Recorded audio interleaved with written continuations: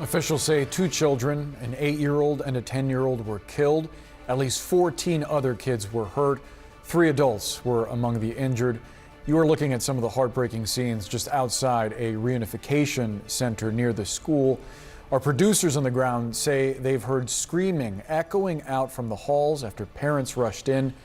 We're also hearing from survivors, including a 5th grader, just 10 years old, describing the moment shots first rang out. A Minneapolis church became a war zone Wednesday morning when gunfire ripped through stained glass windows during Mass. The shooter, 23-year-old Robin Westman, once a student of the same school, returned armed with multiple weapons. 2 children, just 8 and 10 years old, were killed instantly in the pews where they prayed. 14 classmates and 3 elderly parishioners were struck by bullets, some fighting for their lives. Police said Westman died at the scene, leaving behind a trail of grief and unanswered questions. The BCA, that is the Bureau of Criminal Apprehension, and State Patrol are on scene. I am praying for our kids and teachers whose first week of school was marred by this horrific act of violence. We also have a statement from the mayor of the city of Minneapolis, Jacob Frey. He's saying this: I'm monitoring reports of horrific violence in South Minneapolis. I am in touch with Chief O'Hara, and our emergency response team has been activated. We will share more information as soon as we can. Please give our officers the space they need to respond to this situation. So obviously a breaking scenario here, a very serious... Authorities say the city is reeling under what feels like a coordinated wave of bloodshed.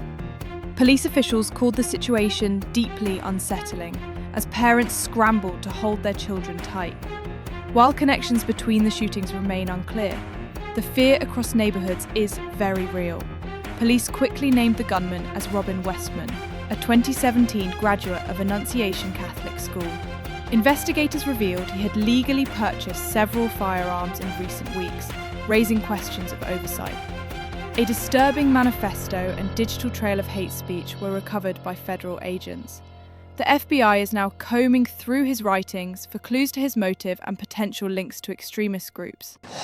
There are no words that can capture the horror and the evil of this unspeakable act. Children are dead. There are families that have a deceased child. You cannot put into words the gravity, the tragedy, or the absolute pain of this situation. We are a Minneapolis family. But to everybody out there, do not think of these as just somebody else's kids. Those families are suffering immense pain right now.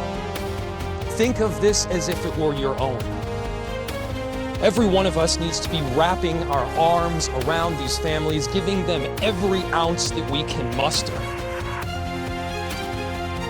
These were Minneapolis families. These were American families. And the amount of pain that they are suffering right now is extraordinary. At a somber press conference, Minneapolis Police Chief Brian O'Hara described the chaos inside the church. He confirmed locked doors stopped Westman from fully entering the school building. Officers without helmets or rifles rushed into the sanctuary where bullets were still flying. Authorities said this quick and courageous action saved countless lives. Though the scars remained deep, children hid beneath pews as stained glass windows shattered into shards. One father recalled his daughter whispering that she thought she was about to die. Another child described how his best friend shielded him from the bullets and took one in the back. Parents said the trauma their children now carry will last a lifetime. Earlier today, just before 8:30 a.m., our city experienced an unthinkable tragedy. Minneapolis police officers responded to a report of a shooting at a mass that was happening at the Annunciation Roman Catholic Church on the block behind me. This worship service was marking the first week of school for children that are attending the Annunciation Catholic School. During the Mass, a gunman approached on the outside, on the side of the building, and began firing a rifle through the church windows towards the children sitting in the pews at the Mass. Shooting through the windows, he struck children and worshipers that were inside the building. The The shooter was armed with a rifle, a shotgun, and a pistol. This was a deliberate act of violence against innocent children and other people worshiping. The sheer cruelty and cowardice of firing into a church full of children is absolutely incomprehensible. Annunciation Principal Matthew DeBoer fought back tears in front of reporters. He remembered the 2 children killed as innocent, joyful souls who deserved better. DeBoer promised counselling, prayers and unity as the community grapples with unthinkable pain. His message ended with a plea: let this never happen in another school again. For many parents, the day ended in bittersweet relief. Their children survived, but others did not.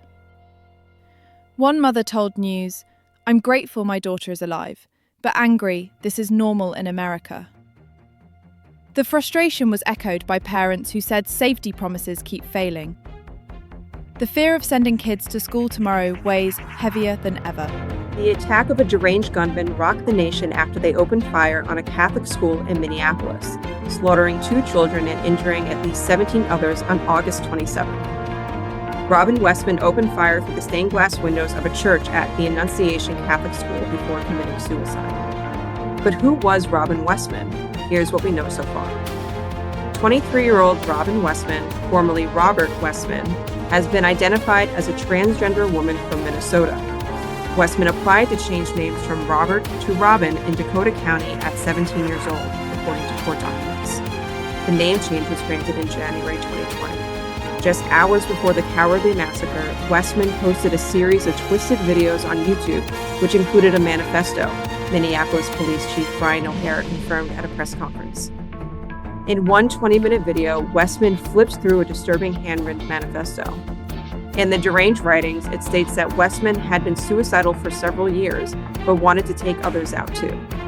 Westman goes on to gleefully fantasize about, quote, being that scary, horrible monster standing over those powerless kids, and inadvertently confesses admiration for the 2012 Sandy Hook massacre, as well as other mass shootings. Just blocks away, Democrats were in the middle of their summer meeting when word broke of the attack.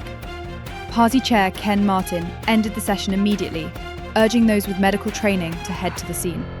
The tragedy reignited urgent calls for tighter gun control from state and national leaders. "It is heartbreaking," Martin said, "and it is preventable." The FBI joined Minneapolis police in labeling the shooting a potential act of domestic terrorism.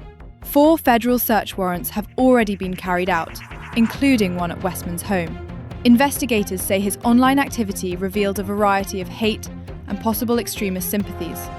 The case could mark yet another school shooting with ties to online radicalization. Long embraces,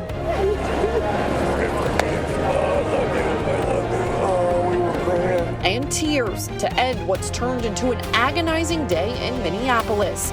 Hundreds of mourners filled up this suburban high school gym Wednesday night for a Catholic vigil.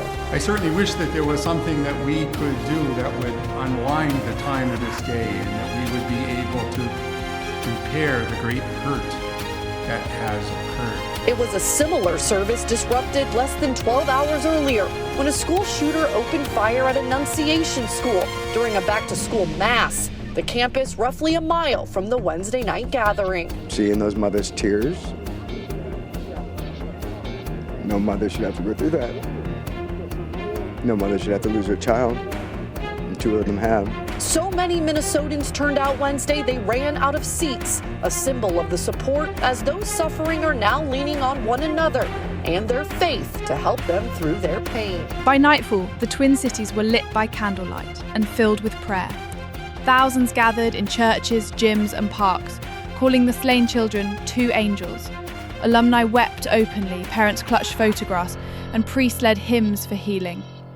The grief was palpable, but so too was the demand for action and justice. From grieving parents to lawmakers, the outcry was immediate and overwhelming. Senator Amy Klobuchar declared, "Safal imbigers, children were praying in church when they were shot. Enough is enough." Faith leaders, politicians and parents are demanding this be the moment America changes course. The The question now, will it finally lead to action, or will the cycle repeat? Thank you for watching, and if you'd liked our content, please support us by giving a like to the video and share it. And for more content like this, subscribe to the channel